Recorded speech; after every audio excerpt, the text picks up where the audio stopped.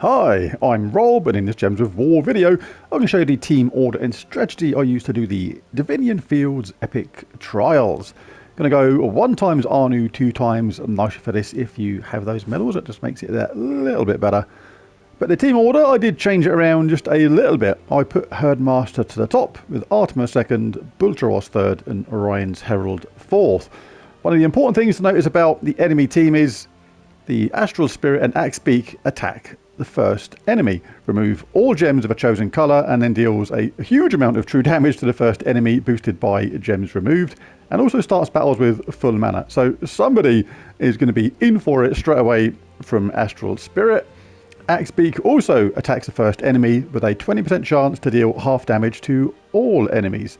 So that's not as dangerous, but apart from that, that is the only troops which do actual damage. Anthea creates 15 yellow and green gems and dispels all enemies, and Stargazer removes all blue gems and gives a massive amount of attack to an ally boosted by gems removed, and also starts battles with full mana.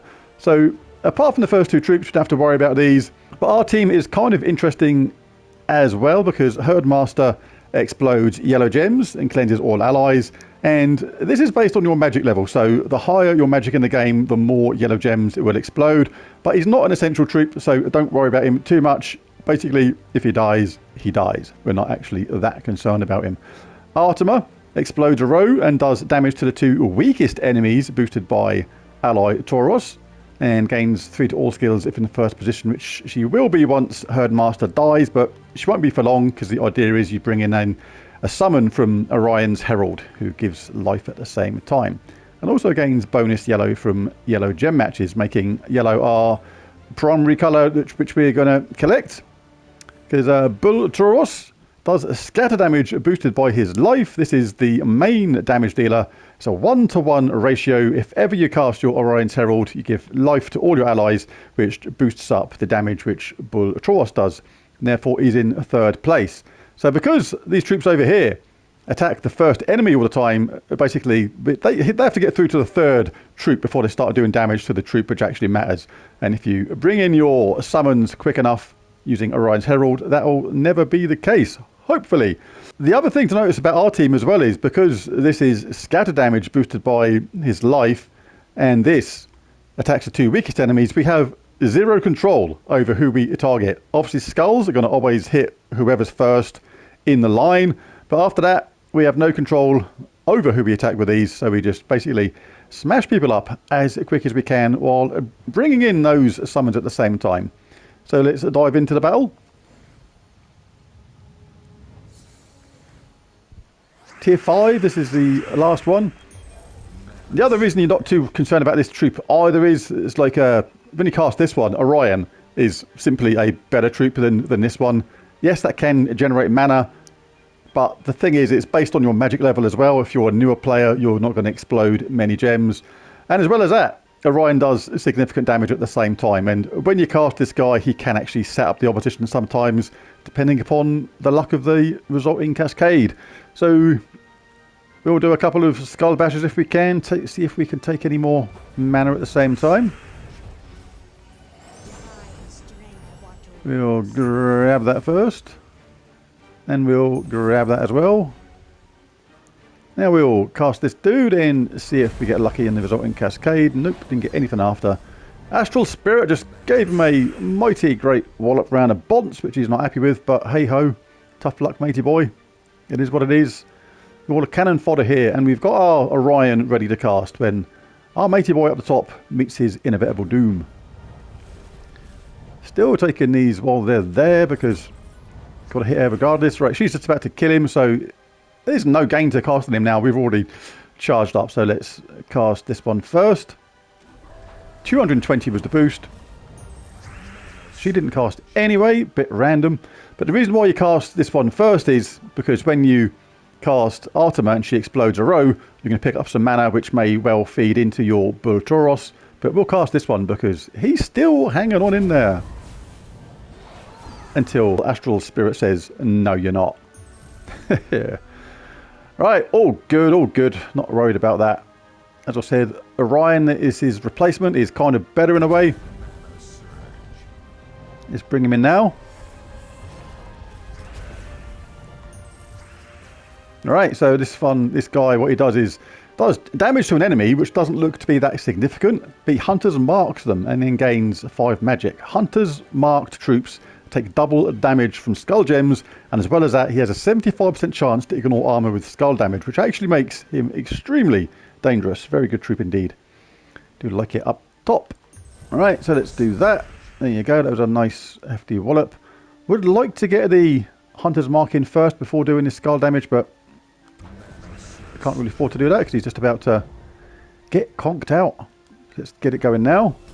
Let's get this nasty astral spirit hopefully out of the way, but I think she's going to be lingering around a bit. Right, so when you cast this, you explode a row.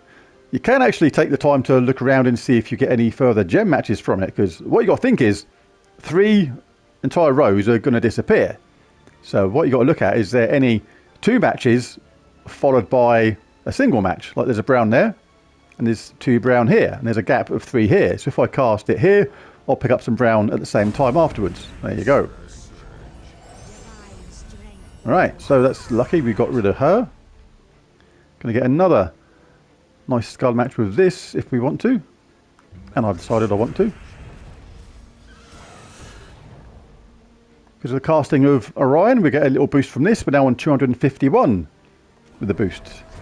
And then every time you wipe out an opponent with scatter damage, it becomes more focused, it becomes more concentrated, because rather than being split up between 4 troops, it's being now concentrated onto only 3, and then eventually only 2, and then the last troop is going to just receive all of that damage in one mighty great lump, which they're probably not going to be happy with.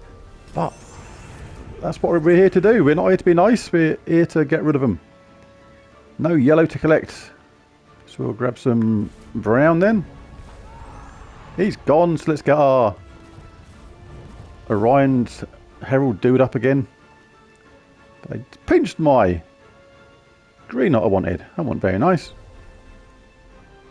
Right, so have we got any options for getting some more mana afterwards? I'm not seeing anything initially. So let's cast it in the middle there so we pick up all this yellow at the same time. Could have done on green at the same time if I thought about it a bit better.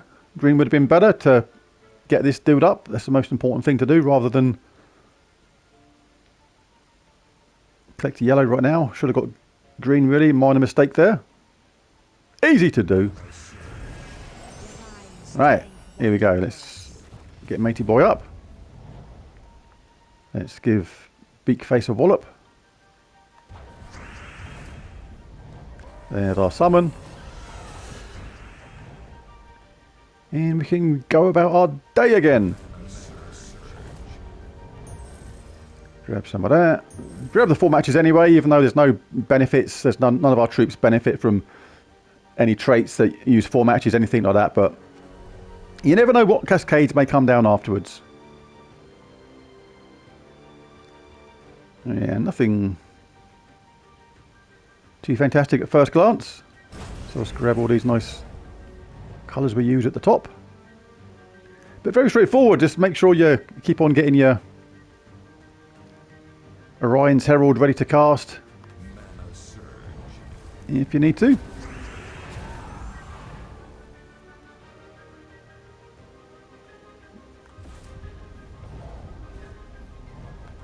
So we're playing this quite quick. It can be sort of lackluster on it. Like we can do a lot of damage here now with this, but keep on taking my green that I wanted.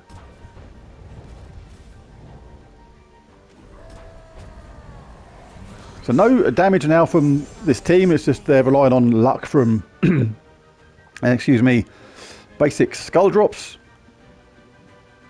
Does give a boost in attack, so as long as we avoid skull hits, we'll be absolutely fine. And you can now look to your Orion's Herald again.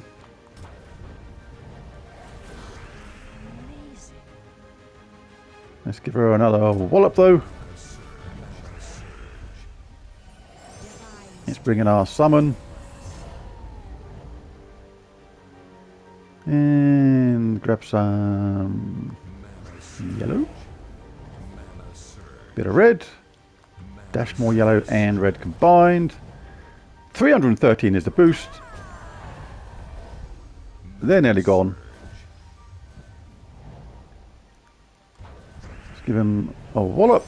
A wallop even. Sorry dear. No offence intended. So yeah, really straightforward, and that was with me being fairly clumsy through it as well. I wasn't actually too concerned about losing the top 2 troops, as long as we didn't start receiving a bunch of damage to our third one. So yeah, as long as you keep your Bull Tauros safe and in third place, keep on bringing in the summons, hopefully you'll be absolutely okay with this one. Fairly straightforward. Well, there it is. There's the order and strategy I used to do these epic trials in Divinion Fields. If you enjoyed this video, found it useful or helpful, be really cool if you bash that like and subscribe button. It really does help. But most of all, thanks for watching. I'll catch you again next time. Bye for now.